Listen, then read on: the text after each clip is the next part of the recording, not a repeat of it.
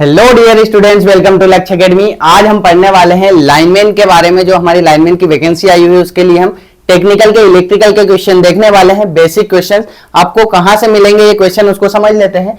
यदि आप हमारे चैनल पर नए हैं यूट्यूब पर तो आप पहले चैनल को सब्सक्राइब कर लेंगे, जिससे भविष्य में आने वाली जो आगामी वीडियो है वो आपको मिल सके सबसे पहले। चलिए आगे बढ़ते हैं, हम इसी सेक्शन में हमारे आगे बढ़ते हैं। क्या चीजें इसमें कुछ रहने वाली है हमारी, देखिए यहां पर आप देख पा रहे हैं हम इसमें जो क्वेश्चन डिस्कस कर रहे हैं मध्य प्रदेश बिजली विभाग के लिए क्वेश्चन डिस्कस कर रहे हैं, है ना। बिजली विभाग भर्ती 2024 के लिए लाइन परिचालक के लिए जो PYQ है, क्या है, प्रीवियस ईयर के जो क्वेश्चन हमारे लाइन परिचालक में पूछे जा चुके हैं 2016 से 2018 तक के बीच में जो क्वेश्चन पूछे जा चुके हैं या फिर इनके आने की संभावना है, जो बेसिक क्वेश्चन है उनको हम सॉल्व करने वाले हैं। आपको ये क्वेश्चंस कहां पर मिलेंगे, कैसे मिलेंगे उसको समझ लेते हैं। तो आप जाएंगे लक्ष्य एकेडमी, किसी भी ब्राउजर पर ओपन करेंगे, गूगल क्रोम पर या किसी भी ब्राउजर पर आप ओपन करेंगे लक्ष्य एकेडमी 51.com। क्या सर्च करेंगे, लक्ष्य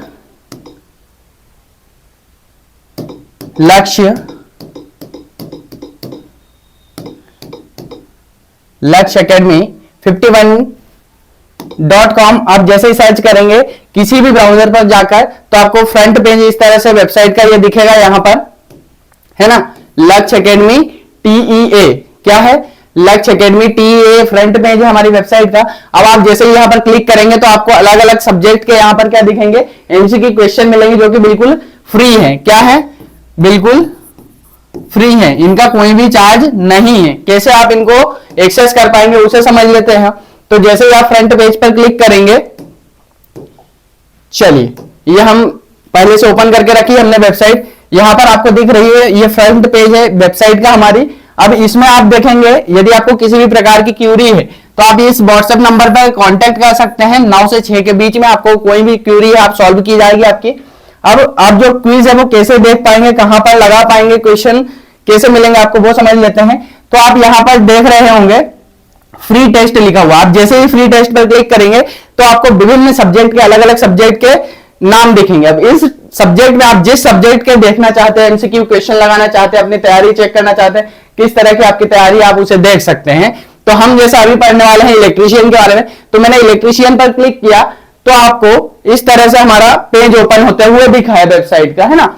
अब इसमें हम नीचे आगे बढ़ेंगे तो यहां पर आप देख पा रहे हैं, है ना, यहां पर क्या है, इलेक्ट्रीशियन MCQ, ठीक है, क्या है, इलेक्ट्रीशियन MCQs है। यहां पर ये जो टॉपिक्स आपको दिख रहे हैं, इतने टॉपिक के कुछ क्वेश्चंस यहां पर अभी तक डल चुके हैं और कुछ क्वेश्चंस अभी जो अलग अलग टॉपिक्स के यहां पर ऑटोमेटिकली ऐड होते जाएंगे। आप जैसे यहां पर इनको क्वेश्चन को लगाते जाएंगे, प्रैक्टिस करते जाएंगे, यहां पर अगले क्वेश्चन मिलते जाएंगे आपको, है ना।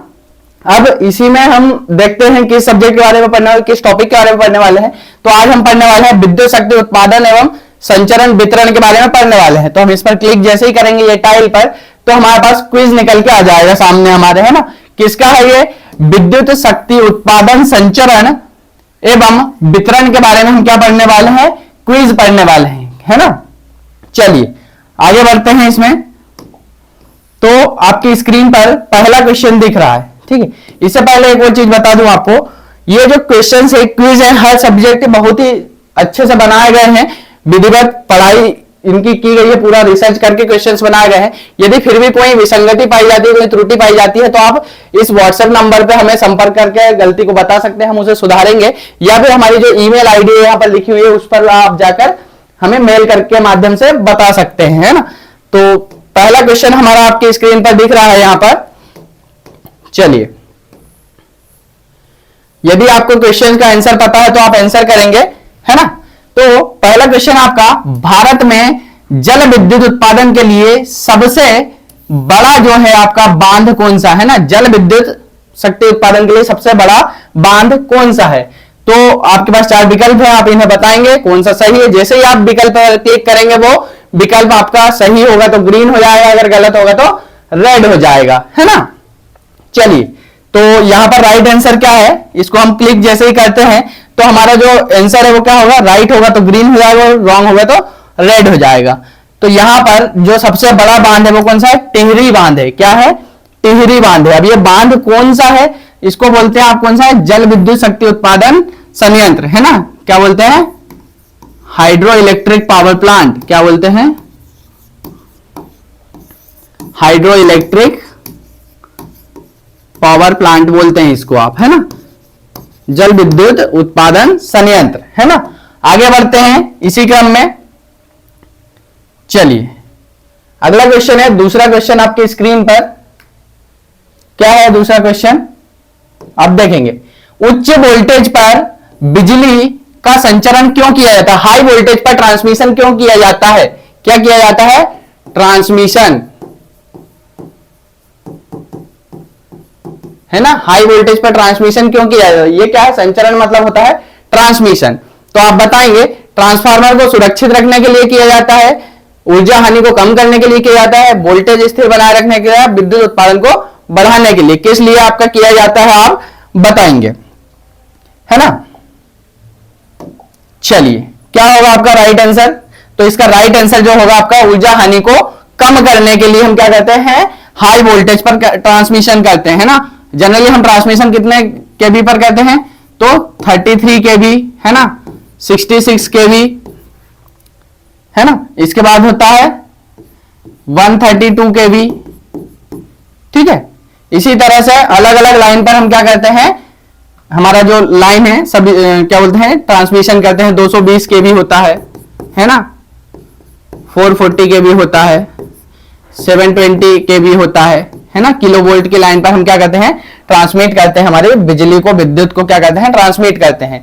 अगले क्वेश्चन की ओर बढ़ते हैं। हमारा अगला क्वेश्चन स्क्रीन पर आपको दिख रहा है कि निम्न में से, ठीक है, निम्न में से किसका परिवहन मूल्य शून्य होता है ना। निम्न में से किसका परिवहन मूल्य शून्य होता है, मतलब जो आपके ऊर्जा स्रोत है, ठीक है, ऊर्जा स्रोत है कौन सा है, तापीय ऊर्जा संयंत्र है, हाइड्रो इलेक्ट्रिक पावर प्लांट है, नाभिकीय ऊर्जा संयंत्र, या फिर सभी। तो किस में जो आपका क्या होगा, परिवहन मूल्य, मतलब परिवहन मूल्य से तात्पर्य आप जो फ्यूल लाते हो, ठीक है, फ्यूल मतलब कोयला, पेट्रोल, डीजल, यूरेनियम, तो इसको एक जगह से दूसरी जगह लाने ले जाने में जो खर्चा आता है उसे बोलते हैं हम परिवहन मूल्य। क्या कहते हैं उसे, हम परिवहन मूल्य कहते हैं। तो सबसे कम किस में आता है, या शून्य आता है, तो आप बताएंगे आपका जो होता है हाइड्रो इलेक्ट्रिक पावर प्लांट में होता है, जो परिवहन मूल्य होता है वो शून्य होता है। क्यों, क्योंकि इसमें आपकी रिवर्स होती है ना, या फिर क्या होते हैं, बांध बने हुए होते हैं, रिवर्स होती है या फिर बांध बने हुए होते हैं। इसमें हम जल को एक जगह से दूसरी जगह ले जाने के लिए ट्रक का यूज थोड़ी करते हैं, है ना, या ट्रेन का यूज नहीं करते हैं। इसलिए परिवहन जो लागत होती है, मूल्य होता है, वो क्या होता है, शून्य होता है। तो इसका हमारा सही आंसर क्या हो जाएगा, hydro electric plant, power plant में जो परिवहन मूल्य होता है वो क्या होता है, शून्य होता है। इसी तरह से अगले क्वेश्चन की ओर बढ़ते हैं, तापीय शक्ति संयंत्र, ठीक है, तापीय शक्ति संयंत्र आपके होते हैं कौन से, थर्मल पावर प्लांट में वाष्प टरबाइन का कार्य क्या होता है, आप बताएंगे। चार विकल्प आपके पास स्क्रीन पर दिख रहे हैं, क्या होगा सही आंसर, तो आप बताएंगे तापीय ऊर्जा को यांत्रिक ऊर्जा में बदलना, है ना, बॉयलर की वाष्प को अति गर्म करना, तापीय ऊर्जा को विद्युत ऊर्जा में परिवर्तित करना, यांत्रिक ऊर्जा को विद्युत ऊर्जा में परिवर्तित करना। क्या इसका सही आंसर होगा, आप कमेंट करके बताएंगे, है ना। तो क्या होगा, जो वाष्प होती है आपकी, क्या होती है, वाष्प होती है, वो क्या करती है आप बताएंगे, है ना, वाष्प जो होती है वो क्या करती है आप बताएंगे। वाष्प जो होती है वो क्या करती है, तापीय ऊर्जा को यांत्रिक ऊर्जा में बदलती है। क्या करती है, जो आपकी हीट होती है ना, उसको क्या करती है, मैकेनिकल एनर्जी में कन्वर्ट करती है, मतलब यांत्रिक ऊर्जा में परिवर्तित करती है ना। तो सही आंसर इसका हो जाएगा हमारा,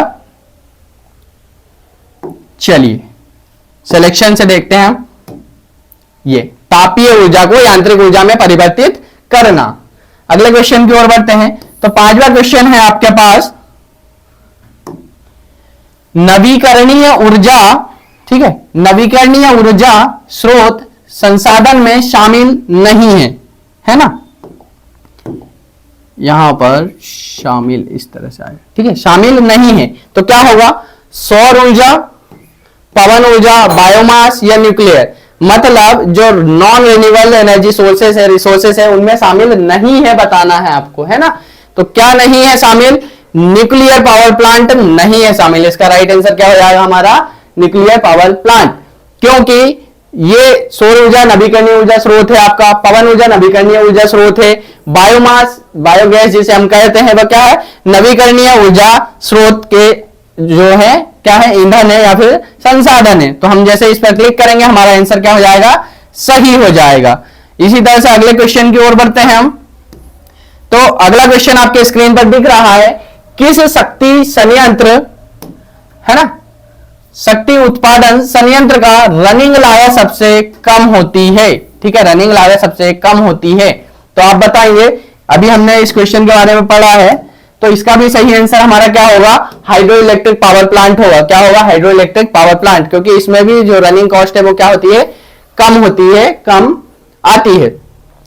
चलिए अगला क्वेश्चन है आपके पास, जल विद्युत संयंत्र में बिजली उत्पन्न करने के लिए कौन सा घटक उपयोगी होता है? कौन सा घटक उपयोगी होता है? तो इसमें क्या होता है हमारा? परमाणु रिएक्टर होता है क्या? टरबाइन होता है क्या? सौर पैनल होता है क्या? या कोयला होता है? क्या होगा हमारा मुख्य घटक? कौन सा होगा आप बताएंगे, है ना? तो इसमें जो मुख्य घटक के रूप में हमारा काम करता है वो क्या होता है? टरबाइन होती है। क्या होता है? हमारी जो टरबाइन होती है वह मुख्य घटक के रूप में काम करती है। क्यों करती है? अभी ये देखिए, कौन सा पावर प्लांट है आपका? जल विद्युत शक्ति संयंत्र। जल विद्युत में क्या करेंगे? आपकी टरबाइन होगी, है ना, उस पर क्या पानी का प्रवाह कराएंगे। अब पानी का प्रवाह कराएंगे तो ये टरबाइन घूमेगी, वो टरबाइन घूमेगी तो इससे हमें क्या मिलेगी? मैकेनिकल एनर्जी मिलेगी, है ना। तो मुख्य घटक के रूप में जो जल शक्ति संयंत्र होते हैं उसमें क्या होता है? आपके टरबाइन मुख्य भाग होता है ना। चलिए अगले क्वेश्चन की ओर बढ़ते हैं। अगला क्वेश्चन क्या है आपका? स्क्रीन पर दिख रहा है आपको। चलिए, प्रकाश ऊर्जा को विद्युत ऊर्जा में परिवर्तित करने वाली युक्ति कहलाती है। क्या कहलाती है? तो आप बताएंगे। सेकेंडरी सेल होता है क्या? प्राइमरी सेल होता है क्या? फोटोग्राफिक युक्ति होता है क्या? फोटोवोल्टाइक युक्ति क्या होता है? राइट आंसर आप कमेंट करके बताएंगे। हम क्लिक करेंगे तो हमें तो वैसे भी पता चल जाएगा, है ना। तो हम जो आंसर लगाने वाले हैं वो लगाने वाले हैं फोटोवोल्टाइक युक्ति। ठीक है, इसे हम क्या बोलते हैं? पीवी सेल बोलते हैं ना, फोटोवोल्टाइक सेल। इसे को हम क्या? सोलर सेल बोलते हैं। क्या बोलते हैं? सोलर सेल इसे हम कहते हैं, है ना। फोटोवोल्टाइक सेल, पीवी सेल या पीवी मॉड्यूल भी इसे हम कहते हैं, है ना। अगले क्वेश्चन की ओर बढ़ते हैं। अगला क्वेश्चन,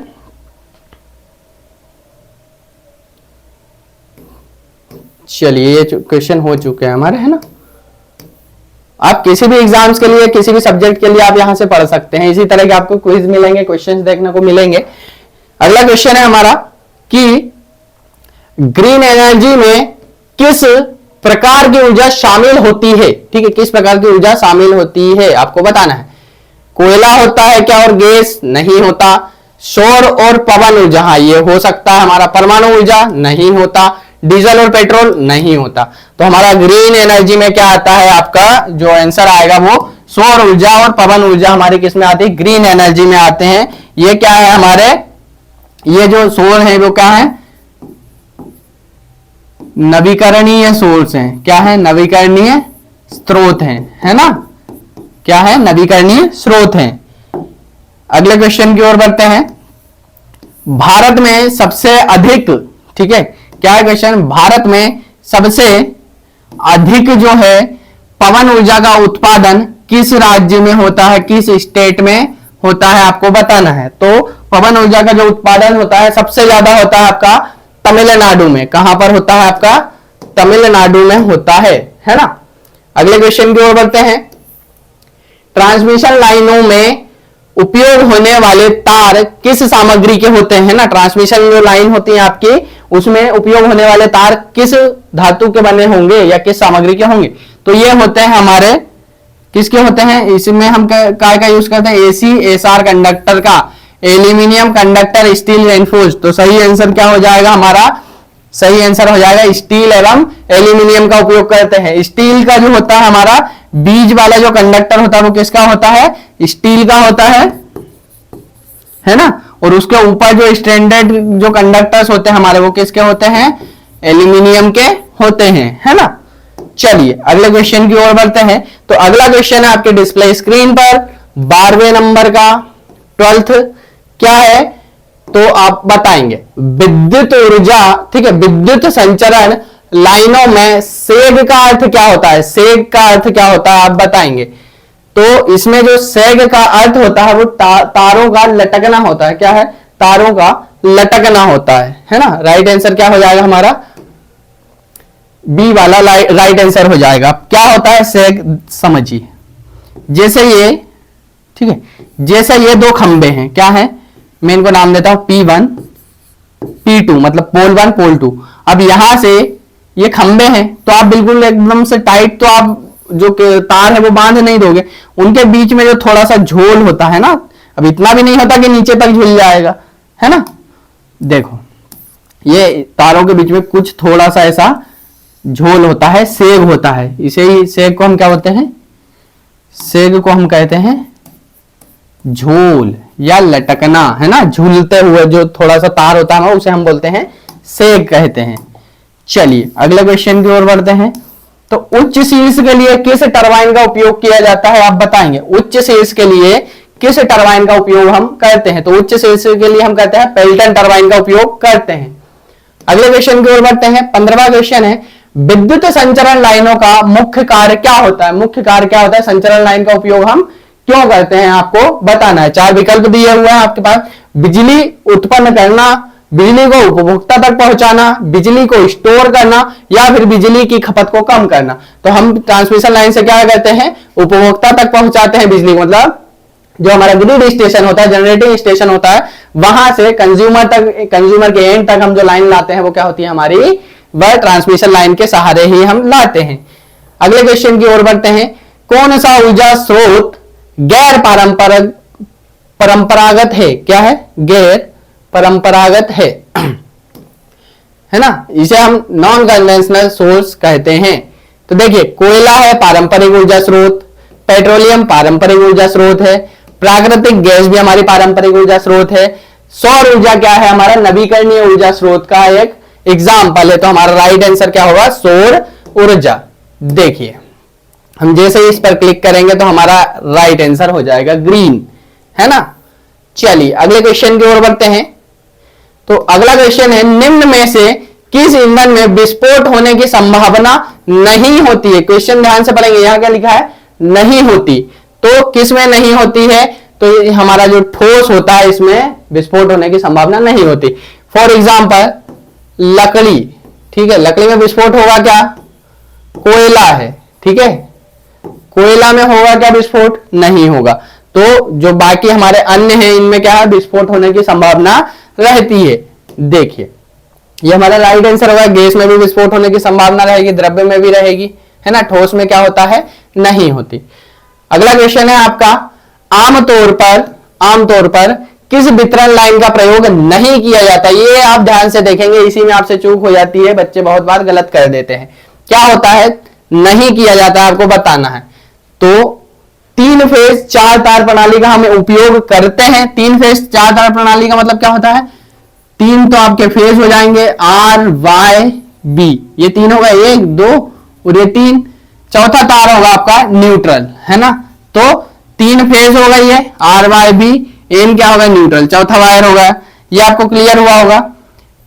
3 फेज 3 तार मतलब RYB, तीनों फेज के बारे में बात करें। यहां पर हमारा जो न्यूट्रल है वो नहीं है इसमें, इसका भी प्रयोग करते हैं हम। इसके बाद क्या होता है हमारा 1 फेज 3 तार प्रणाली, इसका भी प्रयोग करते हैं। कैसे, 1 फेज होता है आपका, है ना, 1 फेज होगा, दूसरा होगा न्यूट्रल और तीसरा होगा अर्थ। तो इसका भी प्रयोग हम करते हैं, है ना। किसका प्रयोग नहीं करते हम, 4 फेज 4 तार का प्रयोग हम नहीं करते हैं, है ना। 4 फेज तार का प्रयोग हम नहीं करते। तो राइट आंसर क्या हो जाएगा हमारा, 4 फेज 4 तार प्रणाली का उपयोग हम नहीं करते हैं। अगले क्वेश्चन की ओर बढ़ते हैं। तापीय विद्युत संयंत्र में ऊर्जा का कौन सा रूप उपयोग होता है ना। जो तापीय शक्ति संयंत्र होते हैं उसमें ऊर्जा का कौन सा रूप उत्पन्न होता है आप बताएंगे। तो इसमें आप कहते हैं थर्मल का, है ना, उसमें ऊर्जा का उपयोग करते हैं। अगले क्वेश्चन की ओर बढ़ते हैं। निम्न में से कौन ठोस ईंधन नहीं है, कौन सा ठोस ईंधन नहीं। तो इसमें लकड़ी, पीट, कोयला ये सब क्या है आपके ठोस ईंधन है। बस एक कोलतार ही एक ऐसा है इसमें कि जो ठोस ईंधन की श्रेणी में नहीं आता है। अगला, पेन स्टॉक को क्षतिग्रस्त होने से बचाता है, कौन बचाता है? फोरवे बचाता है, टरबाइन बचाता है, सर्ज टैंक या ड्राफ्ट ट्यूब।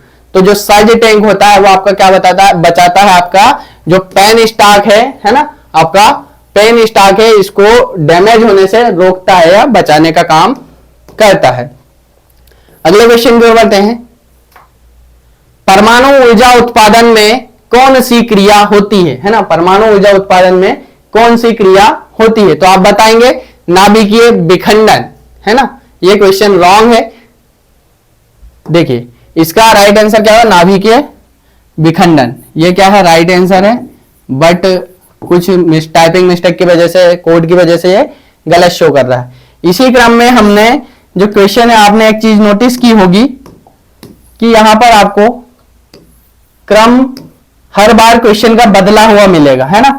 क्या होगा? क्रम आपको हर बार बदला हुआ मिलेगा। अब अच्छी बात क्या है, आप जैसे ही यहां पर टेस्ट सबमिट करते हैं आपको एग्जाम में मार्क्स देखने को मिलते हैं कि आपने कितना परफॉर्म किया है, कितने अच्छे से परफॉर्म किया है, वो आपको यहां पर देखने को मिलेगा। तो जैसे ही आप सबमिट करेंगे आपको रिजल्ट दिख जाए। अभी हमने एक गलत लगाया है, गलत क्यों है?